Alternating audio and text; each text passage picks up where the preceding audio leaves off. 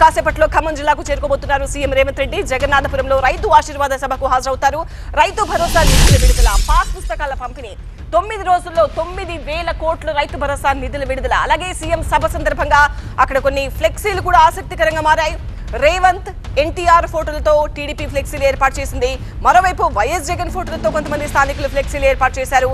సభ సమయంలో ఫ్లెక్సీలపై రాజకీయ చర్చ జరుగుతోంది.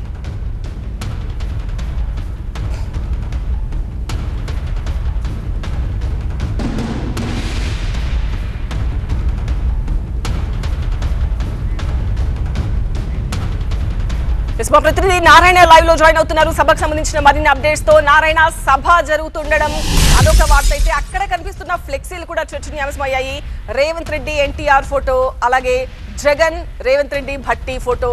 ఏంటి ఫ్లెక్సీల వెనుకున్న కథ?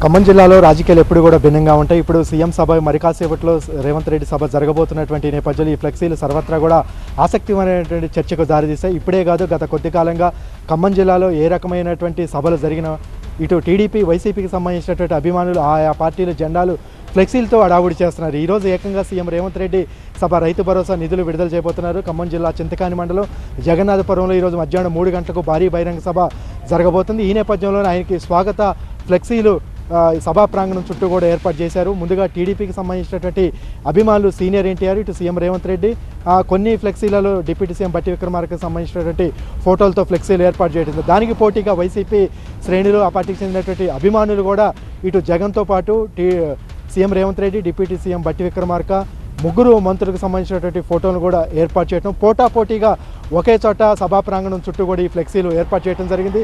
దీనికి సంబంధించి జిల్లా మొత్తం కూడా రాజకీయాలలో సర్వత్రా చర్చనీయాంశమయ్యాయి. అంటే రానున్నటువంటి రోజుల్లో రాజకీయ సమీకరణాలు మారతాయా? ముఖ్యంగా తెలంగాణ రాజకీయాలు ఒక విధంగా ఉంటే ఖమ్మం జిల్లా రాజకీయాలు కూడా ఎప్పుడూ కూడా కొంత ఆంధ్ర రాజకీయాలని ప్రభావితం చేసే విధంగా అక్కడ ఉన్నటువంటి రాజకీయ పరిస్థితి సరిహద్దు ప్రాంతం కాబట్టి అక్కడ ఉన్నటువంటి పార్టీలకు సంబంధించినటువంటి ఇంపాక్ట్ కూడా ఇక్కడ పడుతూ ఉంటుంది.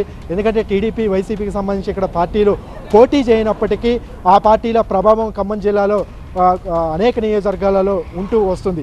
ఈ నేపథ్యంలో ఏకంగా సీఎం రేవంత్ రెడ్డి సభ ఈరోజు కాంగ్రెసు సంబంధించినటువంటి శ్రేణులు ప్రతిష్టాత్మకంగా నిర్వహిస్తూ దాదాపుగా అన్ని నియోజకవర్గాల నుంచి కూడా భారీ జన సమీకరణ మీద దృష్టి పెట్టినటువంటి నేపథ్యంలో ముఖ్యంగా కాంగ్రెసు ఫ్లెక్సీలతో పాటు టీడీపీ, వైసీపీకి సంబంధించినటువంటి ఫ్లెక్సీలు ఏర్పాటు చేయటం సర్వత్రా కూడా చర్చకు దారితీసినటువంటి పరిస్థితి ఉంది. రానున్న రోజులలో నియోజకవర్గాల పునర్విభజన జరుగుతుంది అనేది జోరుగా చర్చ జరుగుతున్నటువంటి నేపథ్యంలో ఆయా పార్టీలకు సంబంధించి ముఖ్యంగా ఖమ్మం జిల్లాలో రాజకీయ సమీకరణాలు మారే అవకాశం ఉందనేది ఇప్పుడే లెక్కలు వేసుకుంటున్నటువంటి పరిస్థితి.